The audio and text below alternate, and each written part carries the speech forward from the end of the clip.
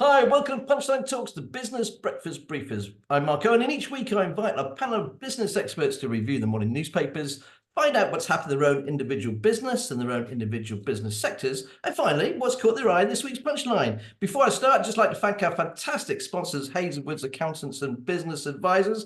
Okay, let's meet the panel. We've got Rob Listies, the Sales and Marketing Director of Lister Unified Communications, specialising in telecoms, mobile connectivity and IT services. The company's just increased sales of IT by 25%, and we'll find out how and why they've managed to do that.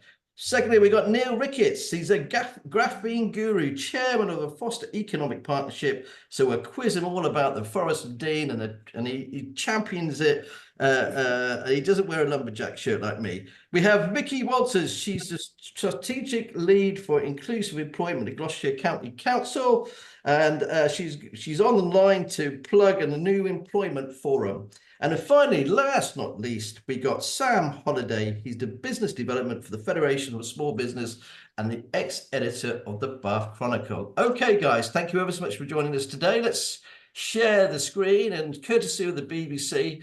Okay, we've got the Daily Star, up yours, as military top brass call for civilians army to face down Mad Vlad. The Sun, Corey Bill, 91, facing bankruptcy. Apparently, he's got a big tax bill. The Daily Mail, aristocrat and her lover went on a run carrying newborn baby in a little bag for life. The Guardian, EU plans to stockpile drugs will worsen UK shortages. The Financial Times, court freezes Monte as assets to crime agency investigates PP fraud claims. The Daily Express, Hunt today's tax cuts are just the start. The Times, police chief has blood on his hands over stabbing. The Daily Telegraph, he's got away with murder. The Mirror, again, it's following on the same story, very sad story. They have failed. And the Metro, families fury as stab spree pre-sentence. But I'd like to go to the very, very bottom, back to the Daily Star. Up yours. Basically, it says we wouldn't turn up if there was a war. 90% of us would refuse to fight. Do you agree with that, Neill? I thought I was going to be last there, Mark. Do I agree with it? Do I agree that 90% won't turn up? I think that everybody thinks that it's someone else's problem. Do I think we'll have no choice? Yeah, absolutely. I'm sure in 1937, when we were going through very similar circumstances, no one thought that they would be marching out into Russia or into Africa. But I think there's a reality check here, and I think it's a reality check for the whole population, because I don't believe that it will just limit over under 45s. I think it will be everybody, because they'll be that desperate. And I think that we're a little bit behind, because if you look at some of the other nations in the world, they do have a civilian army. And the other thing is, I think the government are being told by significantly better placed people that there's a problem and are refusing to accept that advice. And I think that's very very poor. I think one of the things they found out, isn't it, recruiting all the Ukrainians and training all the Ukrainians, they've worked out how they could do it as well. Rob, what do you reckon? Do you think the young people would turn up and fight for us? Look, it's obviously an incredibly difficult thing, isn't it? It's 75 years or something since the last conscriptions, and very hard for anyone to visualize it or imagine it, or feel the need, as Neill said, it's their responsibility to step up. We're probably, while we all laughed about what rank we might like if we got conscripted, we're probably all past that point of being in the firing line. So a different set of choices for us to sit there and hold an opinion on what our youth of today might be feeling. I don't know. In Ukraine, there are guys our age on the front line because they don't want their kids going there. Sam, what do you reckon? Well, it's sort of come from nowhere, this really, isn't it? I mean, a couple of days ago, I did hear this general or whatever he was say that we may need an army, and it was like, where's that come from? I mean, that's the first time in my lifetime I think I've heard that, because I think most of us in the 80s particularly were worried that if there was going to be a confrontation with the East, you wouldn't need guns because it'd be big bombs. And that's still, I hate to say it, my thought, that I think if Russia was ever in that position where they thought the West and were in an inevitable huge battle, I'm afraid they've got weapons now that we didn't have in 1937, and that's what worries me slightly more, to be honest. So yeah, but it's come from nowhere. I think the general should have been a bit more careful about this though, because I think there'll be a lot of very worried people now. And I think that's the whole point, though, Sam. yeah, maybe that is true. Maybe that is true. But I mean, I grew up in the 80s. I was all about, my fear was a nuclear war. You know, I was a young guy and I had terror of nuclear war because it was such a big issue. And then after the SALT talks and everything, when we reduced them, life started getting easier. But it's a great shame that we're back there again now. No, totally agree. Vikki, what do you reckon? Will the young people Yeah, of today turn up to fight? Yeah, two things. I'm with Sal around that nuclear war thing. And again, growing up and in the 80s and seeing the headlines in papers saying, you know, the next one will be the nuclear war, I'm with Sam that that's more likely. However, I'm going to go completely in a different direction and put my faith in humanity. I think that if it actually came to it, people would step up. I think that theoretical thing going, oh, what would you do in? You kind of like go, well, that's not a real thing, is it? So no, I probably wouldn't. But actually, I think, you know what it's like when there's a crisis, people dig in, they kind of like step up and they do it. So I'm going to put my faith in humanity and our young people and say, actually, if it came to it, I think they would probably have that sense of duty and step up. Okay, that's a nice thing to end on, that particular line. Okay, Rob, we're going to go over to you. Let's go over to the other stories that you picked out. Thanks for that, panel. What have you got from the papers, please? I've got, I start with the Daily Telegraph, and a story on the front page caught my eye because Vodafone were mentioned, and as a telecoms dealer who sells quite a lot of Vodafone connectivity, I was instantly curious. This story is about how the UAE are swooping into and have bought a bigger stake in Vodafone. They now own 14% and become their largest shareholder, and it sparked off, you know, their national security debate on, you know, critical assets in the country, and should you know, countries from the other side, you know, other countries be able to buy important assets. Vodafone qualifies for that because of all the networking and connectivity to different parts of the world and the secrets and data that they hold on behalf of the government and other people.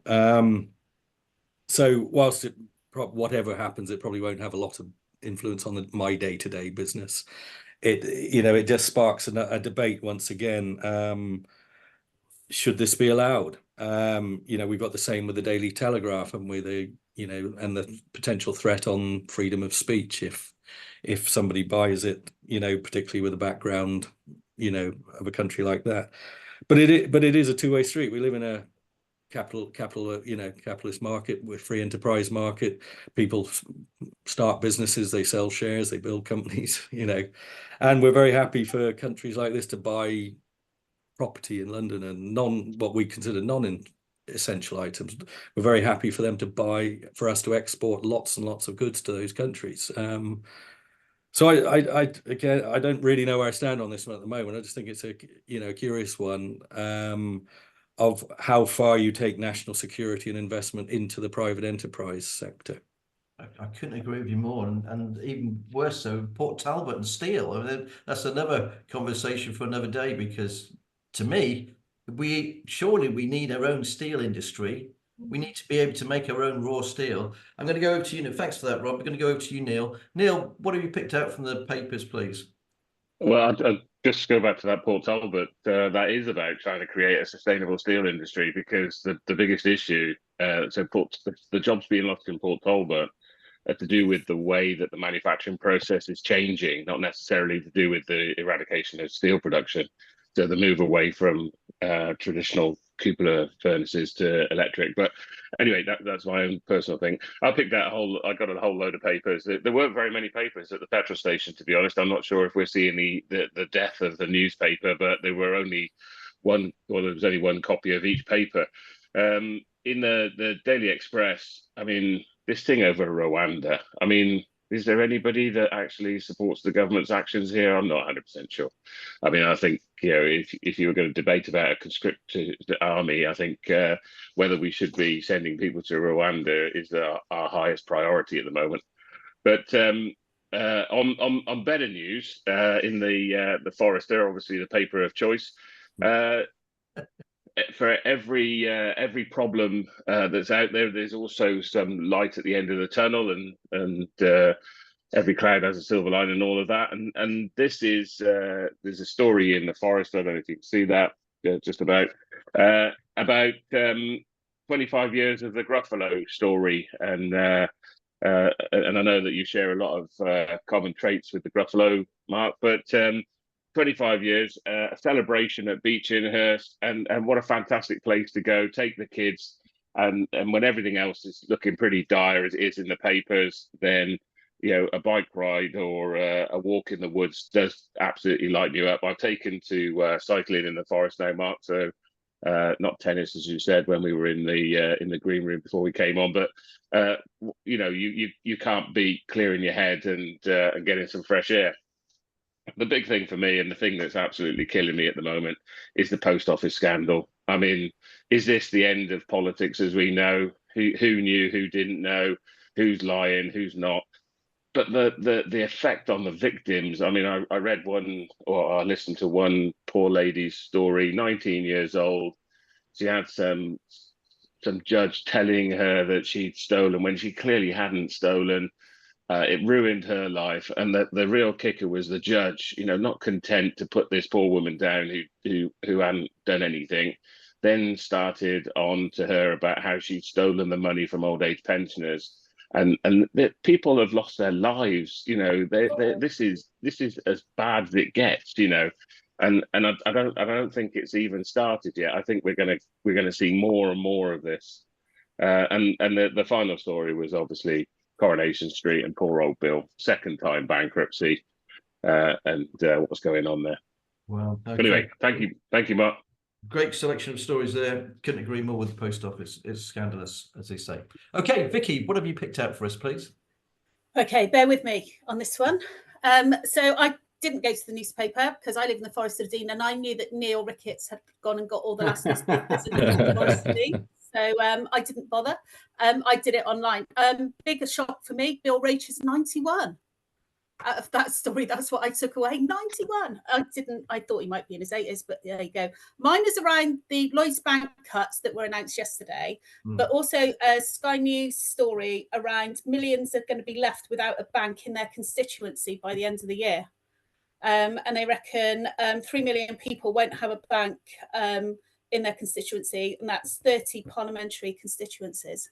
And it's this kind of move to this digital kind of life that we're leading and the impact of it. So I just kind of, I've actually linked a few stories. So you got that one around the constituency. That's hard at 8 o'clock in the morning. The 1,600 cuts, staffing cuts that Lloyds Bank are on about, although actually it's only going to be probably half of those, and that only 8% of their customers use the bank to manage their money. But it also led to another story that kind of like I was reading whilst researching around weak links, which is saying that we're missing that conversation since COVID. We're missing that conversation with people. So the stranger on the bus. And it kind of links in. If we're closing these branches, you've got the impact on the high street and the impact on the business and the community and the local economy, but also those weak links, those kind of missing link things where you're not talking to that person. And if you're like living alone, you're socially isolated, that bank could have been that person that you spoke to that week, and those kind of things. Then that leads to that kind of conversation around digital exclusion. And we talked about Vodafone, and not everybody can actually access the internet. Rural areas, kind of, you say my internet is glitchy this morning, but and they don't want to necessarily. It's, we're not being given a choice about how we want to do things. We're saying this is the way that you've got to do it. You've got to apply for jobs online. You've got to do your banking online. It's that lack of choice that we've now got, that lack of, I suppose, interaction with human beings and other people, and then the effect on mental health. And that effect on mental health is stopping people from getting jobs. And people are kind of like not going into work. And I mean, we've got 19,000 jobs at the moment that are unfilled in Gloucestershire that are posted online, plus all the hundreds, thousands on top of that, which aren't being advertised online. And we've only got less than 10,000 people who are unemployed. So can you see what I mean? How all kind of links together. So that bank's closing isn't just that people aren't going to go and be able to go get that bank in. It has a huge effect on the whole society and environment around us. So that's what I've picked out today. Okay, fantastic stories. I couldn't agree with you more there, Vikki. No, thank you very much. And it's not just the banks, it's also when you go to the supermarket. You can do the old checkout yourself. You don't really talk to anybody anymore. It's all that sort of isolation, isn't it? And it gets terribly, terribly lonely.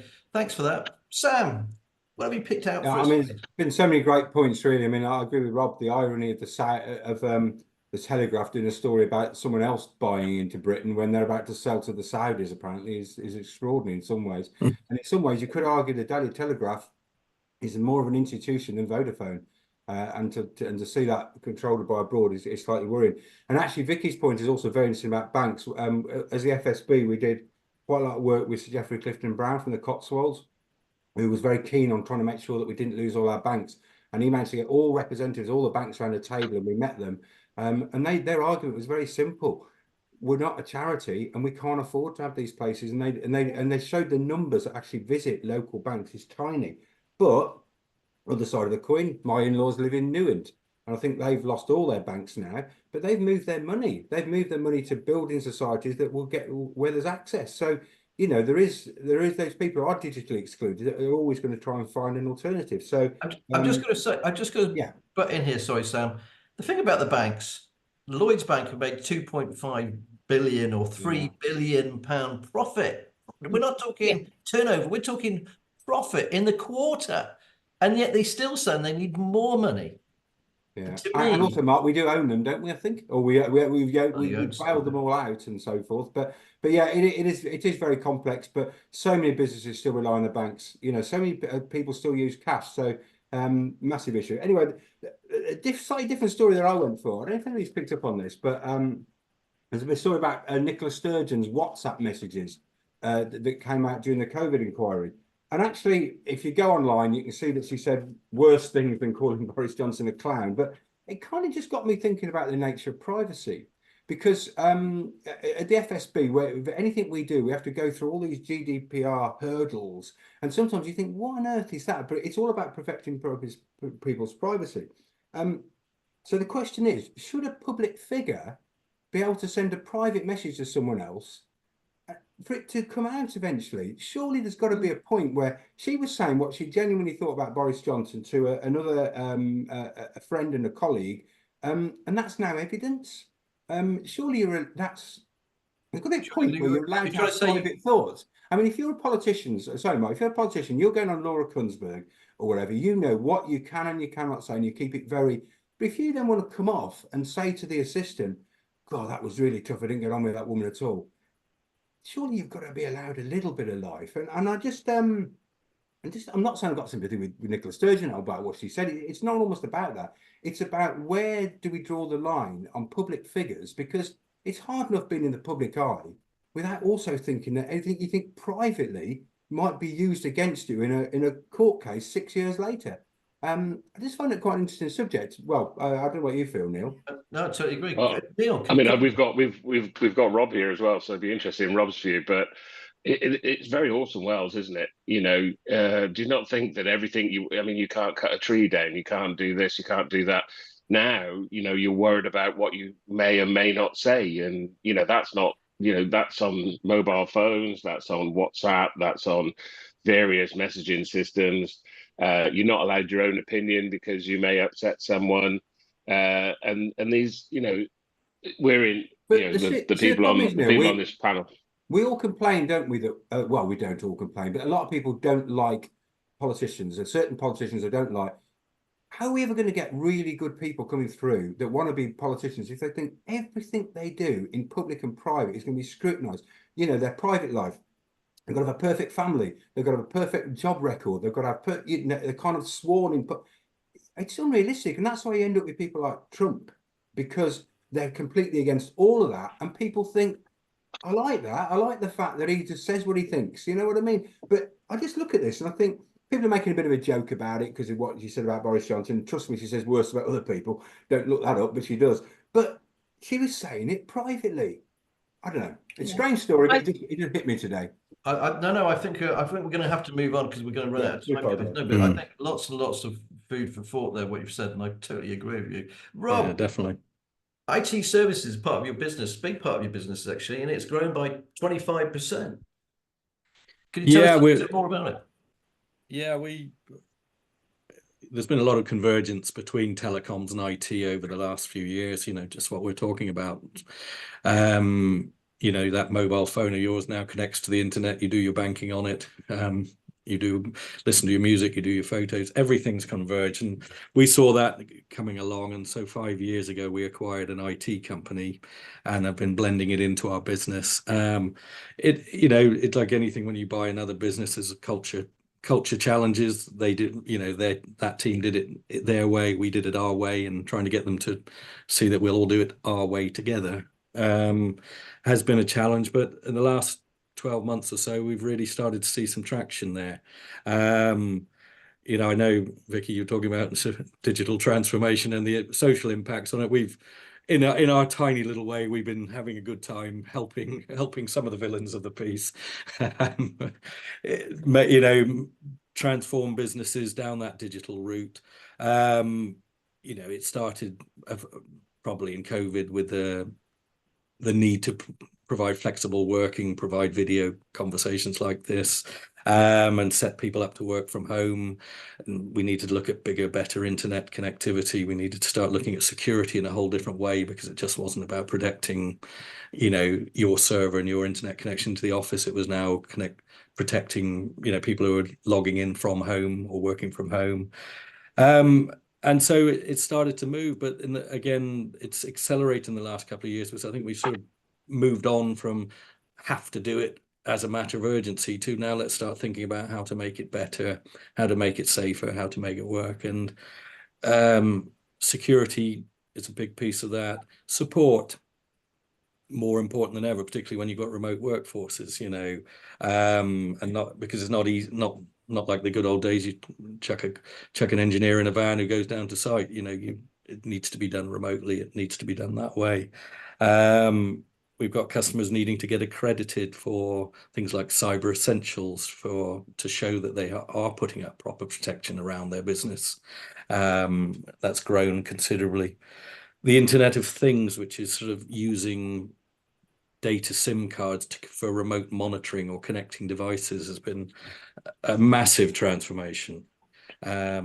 So yeah, lots and lots of good stuff going on with our IT division. Well, I tell you what, growth of 25%. I've got to say congratulations to you and your team. Well done. Okay, thanks so much for that, Rob. Let's go over to you, Neill.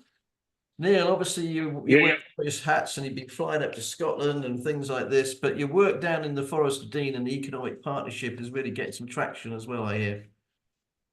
Yeah. So, I mean, it's like all these things, you know, there's a lot of problems out in the world, but there's a lot of people doing quite well, you know, getting into those niches. And I think that's, you know, Sam will tell you as well, small business is all about looking for, you know, ways in which you can pivot your business and take advantage of stuff that's going on. In the Forest at the moment, we've got a big improvement in tourism, and we've got to embrace that. That's always, you know, sometimes a bit of a challenge. We've got development, that's a bit of a challenge as well. You know, we've got these big projects like the 100 million that's being spent down at Sydenham Quarry, and the vertical farming that's going on at Lydney. That also brings lots and lots of challenges. You know, there's this real need to balance our environment with the needs of society, and I think that's a big thing. I think the biggest challenge, and it was one of the stories that I didn't talk about, was the school system and getting the right skills for business. And it's horrifying to know that I think it's 1 in 10 children don't go to school at least one day every 2 weeks. And for me, you know, they've had enough impact with COVID, and I think we've got to spend more time you know, trying to get you know, people into roles. I think it's very bleak out there, and I think, you know, if you're 16 years old, you're probably, you know, struggling to see, you know, where the future is.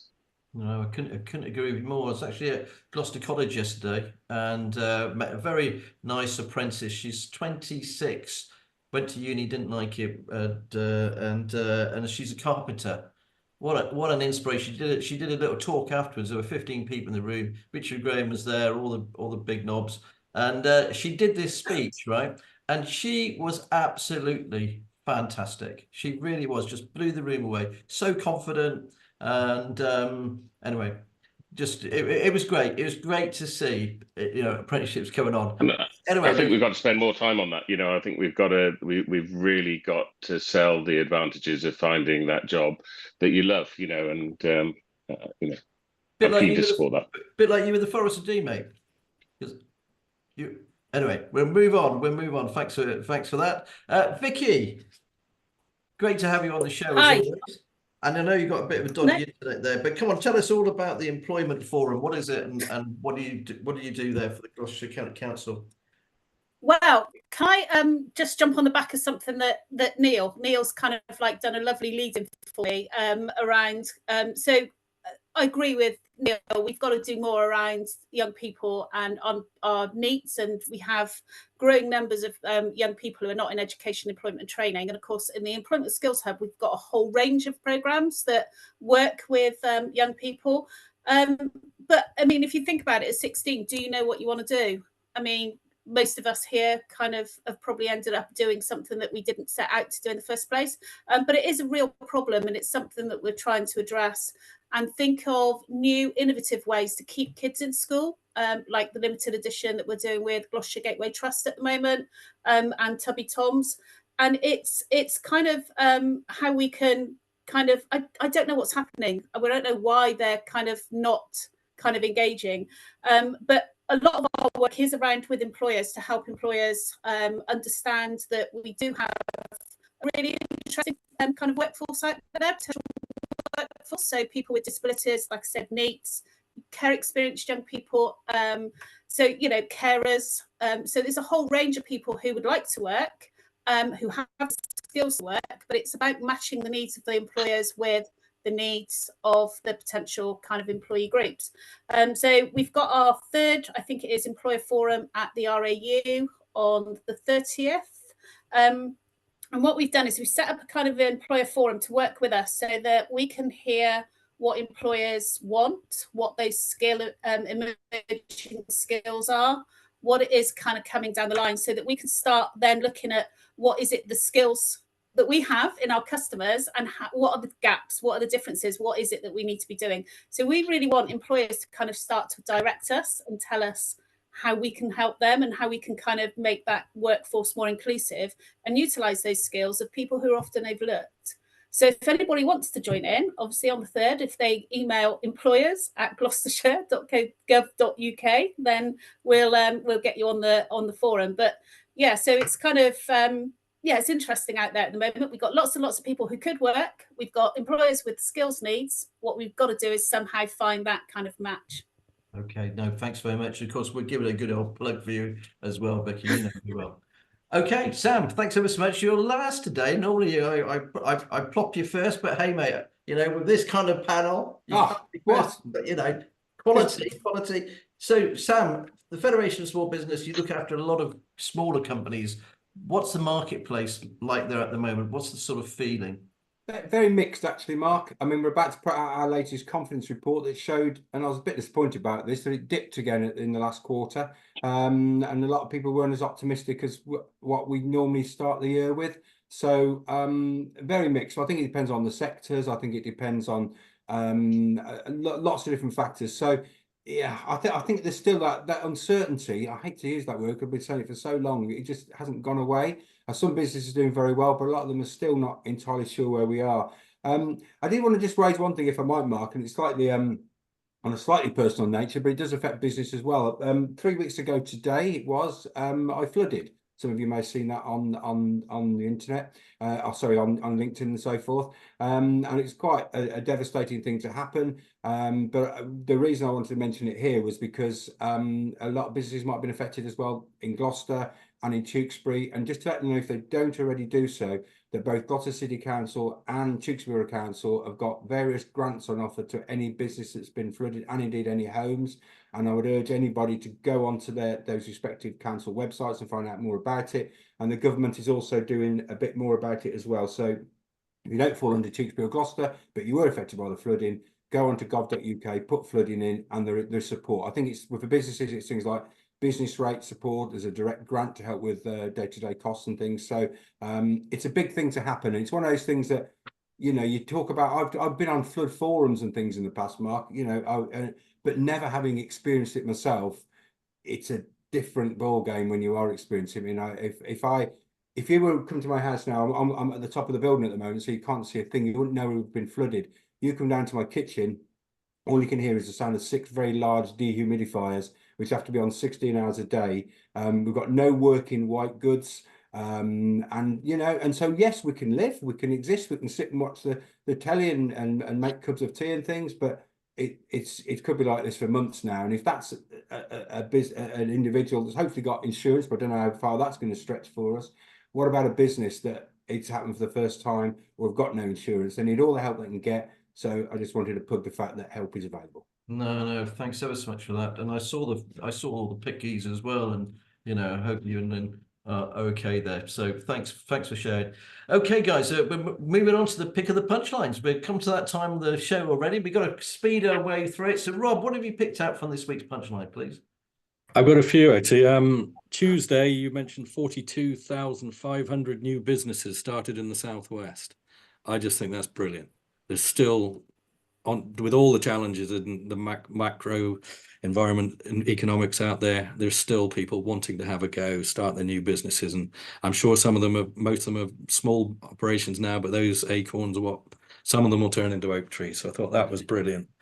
I also liked reading about Cotswold Farm Park and the awards they won this year.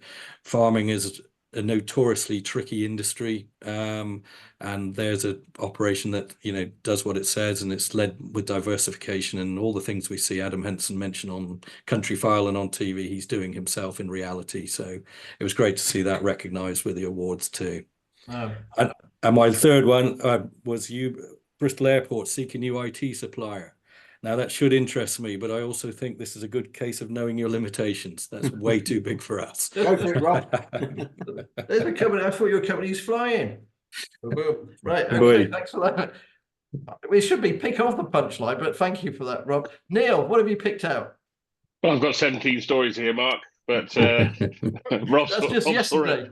I did choose the 42,500 new businesses because I do think I had a premonition that there may be a lot of doom and gloom in this thing, but actually, you know, I think that's a fantastic thing. The one that worried me was 4 million people still haven't filed their self-assessments, and they'll have the tax man chasing them, and they've got 7 days to do it. You know, I'm in a situation where, you know, I use an accountant to get it done. Griffiths Marshall in Gloucester, they do a fantastic job for me. But tax is so complicated for individuals now, you know, let alone tax for corporations. And if I had one big ask for the government, it would be to simplify our tax system, because I've been doing this for a long time, and every day is a learning day. There's always a new rule, so for me, you know, just be careful out there, guys. If you are a small business like Sam was talking about, or you know, you're a sole trader or whatever, self-assessment is a big problem, and it can become a big challenge when they start with the fines and stuff. It's funny. One of my top tips actually would always be get a good accountant. You're going to start a business, get a good accountant, get a good solicitor. You're going to need them both. Thanks ever so much, Neil. Hopefully the accountant first, not the solicitor. Vikki, what have you picked out for Punchline this week, please? Well, it's got to be Steve Cottrell, Forest Green Rovers. Okay, fair play. Do you think he'll do a good job? He's well, no, 2015 hero of society. So Okay, I'm going with that. And the question is football a sport or is it a business now? But I'll leave that question open. And it's kind of interesting. I don't know how many managers, I can't remember, you know, in that short period of time. Well, I'm going to quickly answer that as the editor. I'm going to quickly answer that as the editor of Punchline, because we don't tend to do sport, but as the manager affects the business, as we as chief executives affect our businesses, I think it has a big effect on the actual company as a whole, or the team. So that's why we include the managers when they change. Thanks ever so much, It's an Vikki. interesting I one. think it's going to be a Yeah. good one. Sam, so what have you picked out from this week's punchline, please? Well, actually, I'd mentioned Forest Green as well because I'm going down the M5 tonight to watch my team, Nottingham Forest, play at Bristol City tonight. And there's Steve Cottrell used to be the manager there, but it's a bit of a soap opera. Forest Green's becoming. I mean, the appointment of Troy Deeney was bonkers. But there are a couple of things caught my one. I mean, I usually always go for the small business stories, but you did a piece about Costco and I found it a really interesting story because I've never really thought about how a business like that operates and what it might bring when it comes to Gloucester, the sheer scale of the place. I mean, I always get a bit nervous when a big company like that arrives because I think what knock-on effect is going to have in a negative sense to the smaller businesses around that sell goods. But it's a really interesting article. Read it. I genuinely want to have a look at it because it tells you a bit about how a big business operates, the scale of it, the money involved. And finally, I picked up your story about the Gloucestershire Live not going to be doing their awards after 25 years. And I felt quite sad about that, really, because in my newspaper editor's hat, I've been involved in lots of awards things and since as a business owner. And the FSB's just launched its awards, but we're doing it slightly differently. We used to have regional finals, physical regional finals, but they're all going to be virtual now with just one big national final because they are very expensive. I think the truth is they used to be cash cows for organisations, but they're not anymore. They're very expensive. It's very hard to get sponsorship. But how many businesses in Gloucestershire have had the real boost by winning an award? To be able to say we won that award and it means something, and they take all their staff out for a great night out. And I think it's quite a shame, really. And so to lose the Gloucestershire Live Awards, I think is very sad. So I was sorry to see that yesterday, Mark. I totally agree. And you know, as an award winner there ourselves over the years, I couldn't agree with you more on the sort of impact it has on a business. But I would like to say, unfortunately, you've got to have the people on the ground to get that sponsorship, to have those business connections. But I'm not going to kick a company when it's down. Not on here anyway. Anyway, and the story for me for the punchlines, pick of the punchline this week, it has to be Cavendish House and the rolling effect of Cavendish House closing. And we posted a video on there, and the impact that we've had from that, and the feedback we've had from that has been truly fantastic. And you know, we've had comments all over the country pouring in, so that's been really interesting. So unfortunately, that's all we got time for. I'd just like to say a big thank you to our fantastic panel, a big thank you to our wonderful sponsors, Hazelwood's Accountants and Business Advisors, and thank you all for watching. Remember, we don't get to watch the show this week. We'll be back next week, and it's all in the punchline. Thanks for joining us. Bye. Bye. Bye.